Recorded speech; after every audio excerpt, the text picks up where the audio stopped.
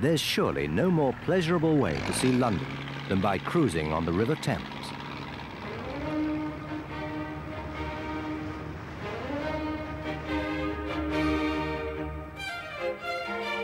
The Thames gave birth to London, and for 2,000 years it has been a main artery and source of Britain's prosperity. The Thames has dictated the flow of the capital's history, the centuries each making their own unique contribution to its course, and never more so than at the Palace of Hampton Court, arguably the greatest house in England.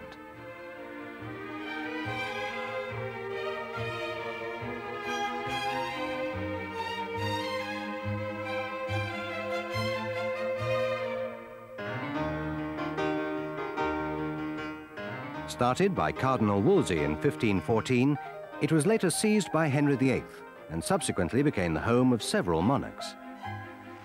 It was opened to the public by Queen Victoria in the early years of her reign.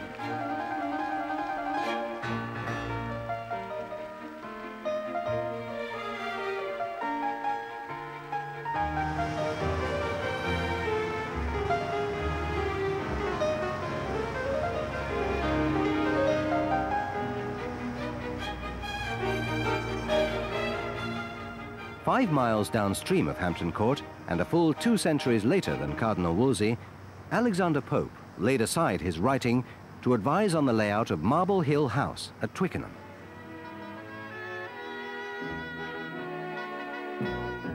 A perfect example of a Palladian villa, it was built for Henrietta Howard, mistress of George II, and later Countess of Suffolk.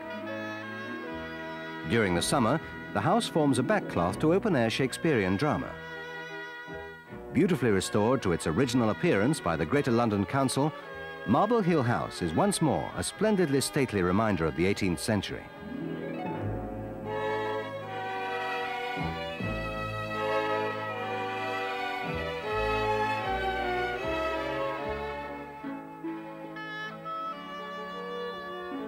Further north, the GLC manages the Ivy bequest Kenwood. Major symphony concerts are performed at Kenwood Lakeside, and music and poetry recitals are held inside the Orangery. Part of Hampstead Heath, this fine example of an 18th century English home contains a valuable collection of old master paintings.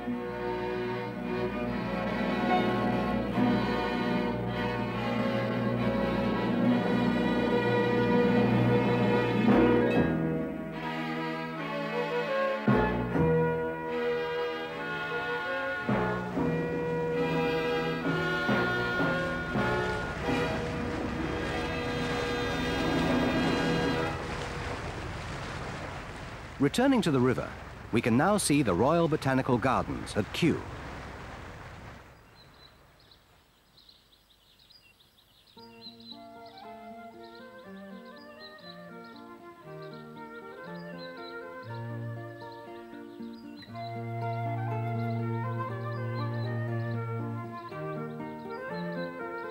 The world's largest museum of living plants.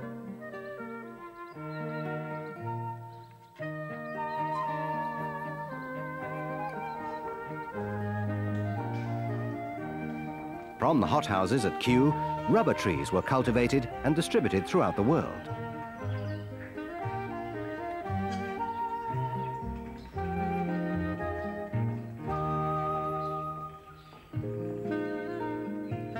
Tropical jungles, temperate zones, and even a touch of the Orient.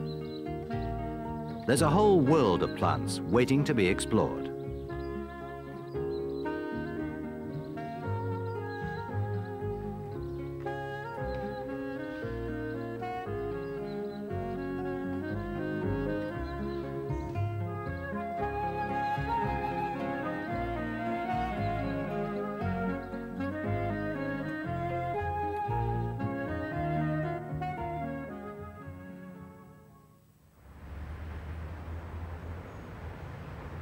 Past Putney and Fulham, the river flows on, growing even wider.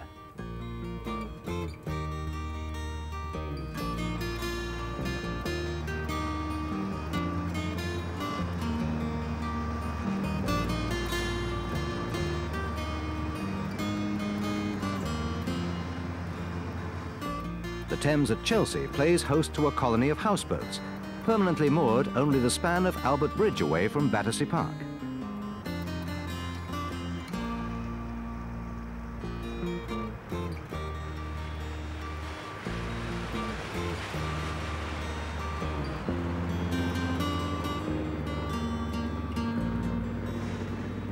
Pleasure craft of every description use the river, some taking visitors past the impressive structure of Battersea Power Station.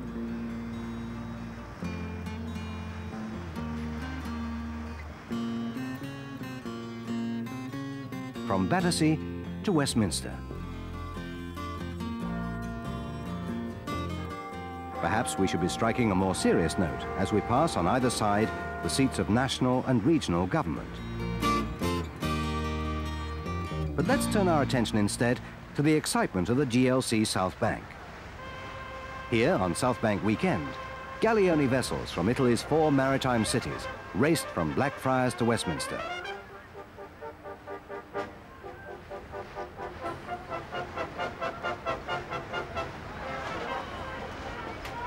The new festival pier has given riverside access to the Southbank for the first time in 30 years.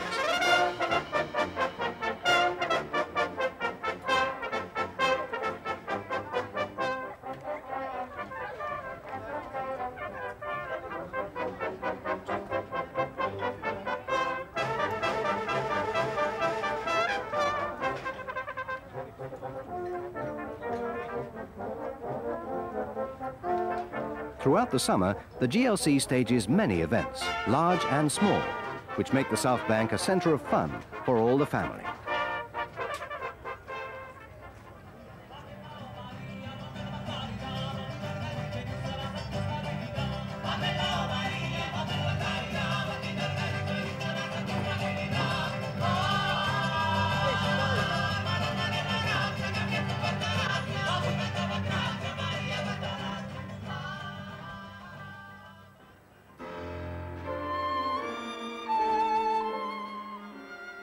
There's more live music in the Royal Festival Hall than at any other venue in the world.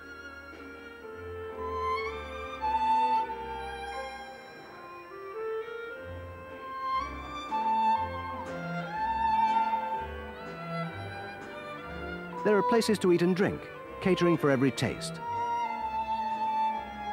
Shops to browse around, and free exhibitions.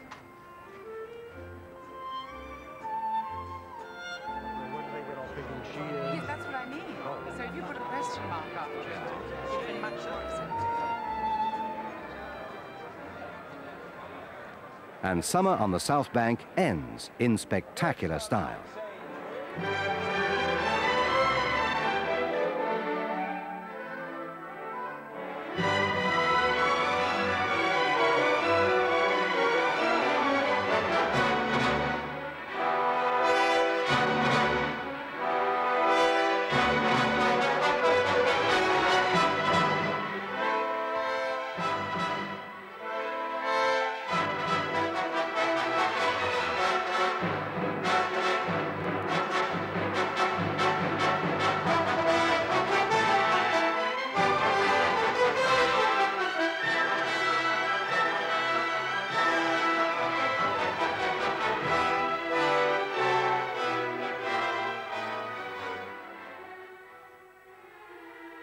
Across the river from the festival hall, it's but a short walk to the edge of Covent Garden. Imaginatively restored by the GLC, Covent Garden now houses a large variety of cafes, shops and wine bars. For Londoners and visitors alike, it is now as much a rendezvous as it was back in the days of Johnson and Boswell.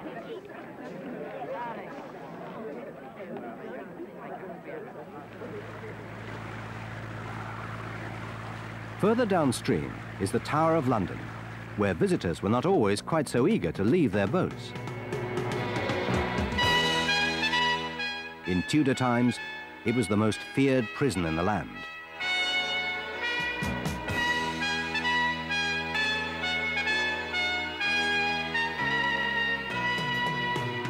At the Tower, we begin the last leg of our journey down the Thames, heading out towards the massive Victorian structure of Tower Bridge. Opened in 1894, Tower Bridge is, to many people, the most spectacular and the most famous landmark in London. In years of old, this was the port of London, known to the sailors of every nation on earth, and a major shipbuilding centre. Today, its wharfs stand largely deserted. But with the help of the GLC, St. Catherine's Dock has been transformed into an attractive marina.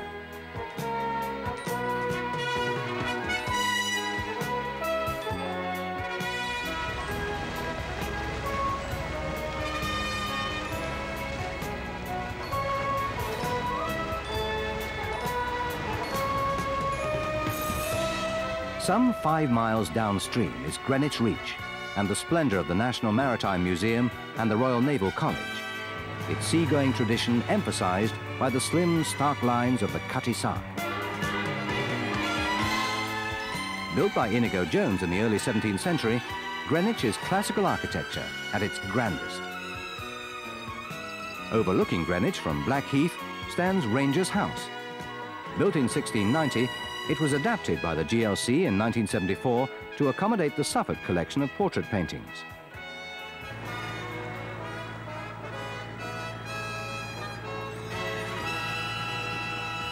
From historic Greenwich, a short 25-minute trip takes us to Woolwich Reach and London's newest and most dramatic attraction, the GLC Thames Barrier. The world's largest movable flood barrier, it is a monument to British ingenuity and skill.